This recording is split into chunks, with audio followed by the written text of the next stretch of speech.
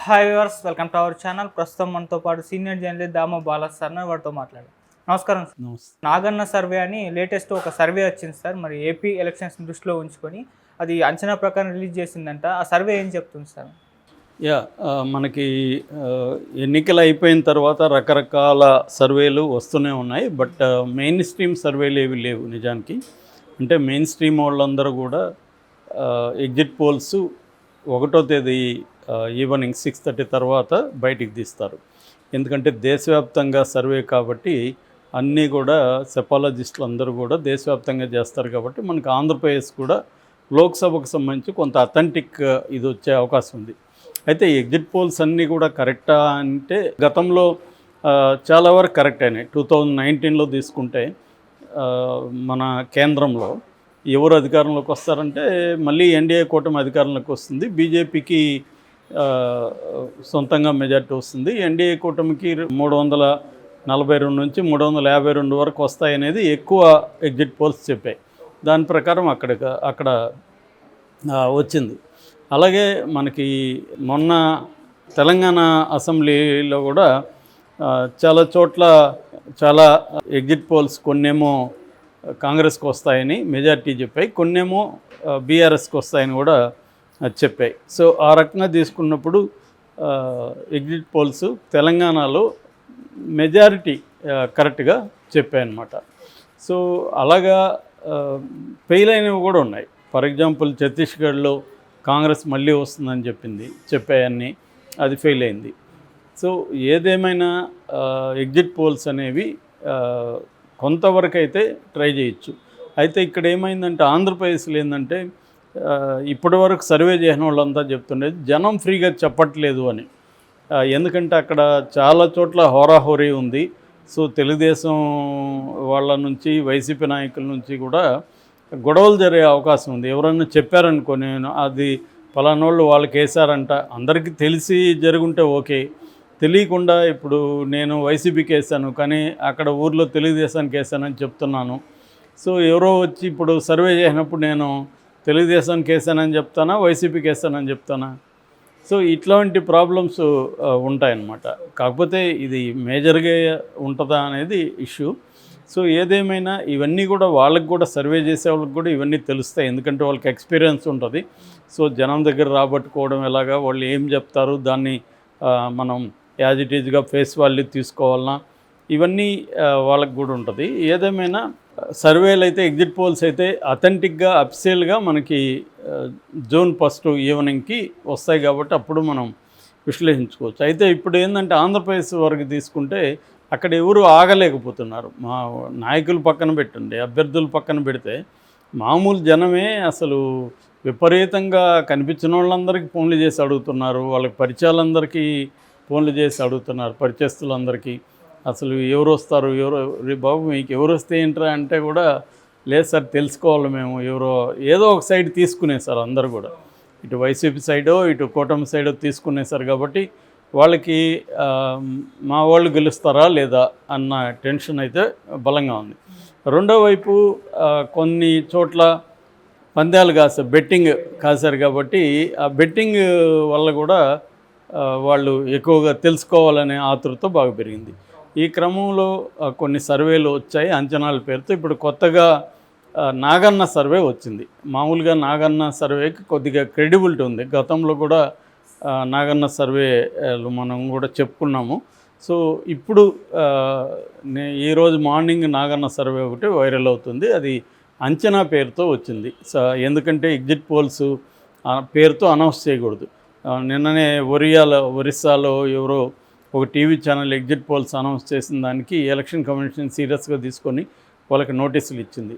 So ఆ రకంగా తీసుకున్నప్పుడు వీళ్ళు అందుకని ఇక్కడ ఎగ్జిట్ పోల్స్ పేరు కాకుండా అంచనా అనేది చేస్తున్నారు. నాగన్న సర్వే అంచనా వచ్చింది.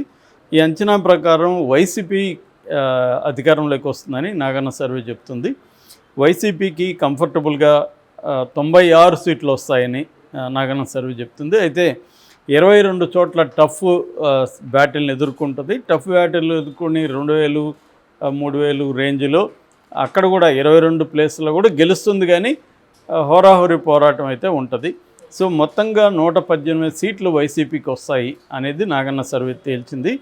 అట్లాగే కూటమికి అయితే 46 కంఫర్టబుల్గా వస్తుంది. ఒక 3 చోట్ల టఫ్గా ఉంటుంది. అయినప్పటికీ కూడా ఆ టఫ్ సిచ్యువేషన్లో కూడా కూటమి 5 సీట్లు వస్తాయి, 3 కూడా కూటమికి వస్తాయి. మొత్తంగా కూటమికి 49, అంటే వైసీపీకి 118, కూటమికి 49.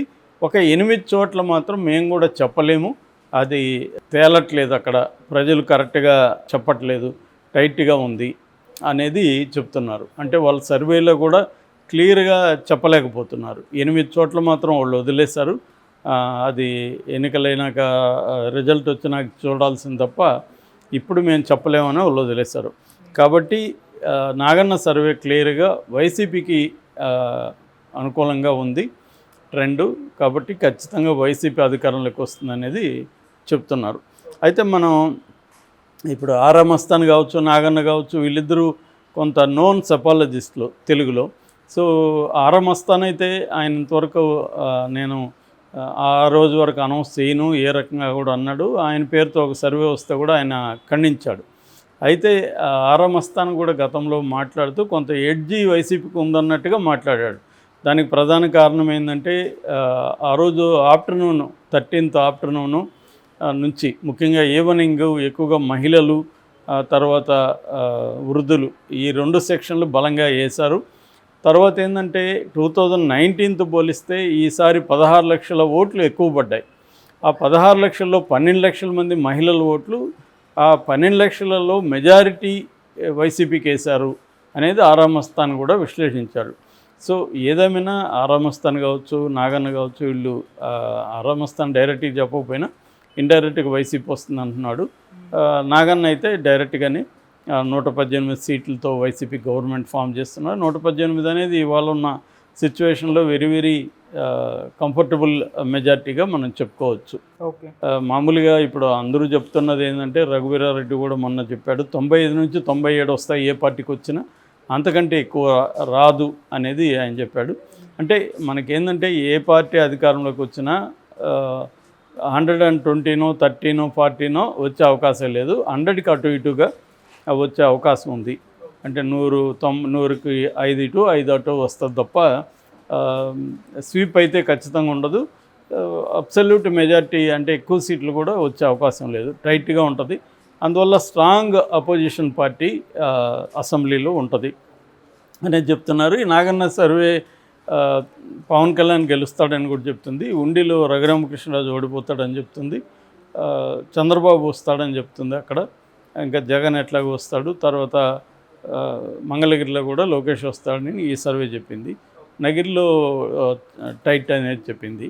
సో ఇలాగా కొన్ని చోట్ల ఈ సర్వే టైట్ ఎక్కడ ఉంది, తర్వాత ఫర్ ఎగ్జాంపుల్ ఉండిలో టైట్గా ఉంటుంది, అయినా కూడా ఇక్కడ వైసీపీకి గెలుస్తుందని చెప్పింది ఈ సర్వే.